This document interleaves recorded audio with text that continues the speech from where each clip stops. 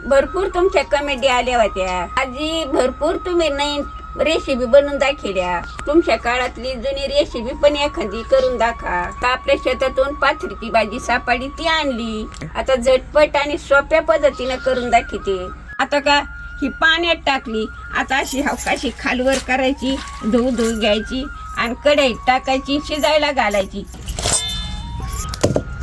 तांब्याचं पाणी टाकायचं शिजायला, खालवर करायची, चांगली शिजू घ्यायची, पिळून काढायची, अशी खालवर करायची. आता याला काय काय घालायचं मी तुम्हाला दाखवते. आता शेंगदाणे भाजून घेते, 5-6 कांड्या लसणाच्या घेतल्यात. आता मीठ आणि मिरची वाटून घेते.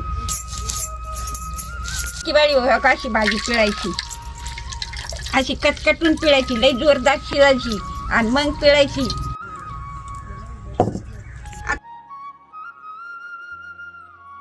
शेंगदाणे हे असं काढू घ्यायचं, असं सगळं काला किठा करायचा आणि परतायला टाकायची. आता अशी परतायची, लई सोपी आहे आणि तुम्हाला भेटली कुठं शेतामध्ये आणून करून खा. जुन्या पद्धतीची येते. आता जर पोट दुखत असलं ना, अशी भाजी जर तुम्हाला कुठं भेटली तर करून खात जा. ही पोटाला बिनरोगी भाजी आहे, यानं लई सोप प्रथ पोट. पुढे भेटली तर करून खायची भाजी. पहिल्या जुन्या काळात आमचे पोट दुखले का आम्ही ह्या भाज्या करून खायचो.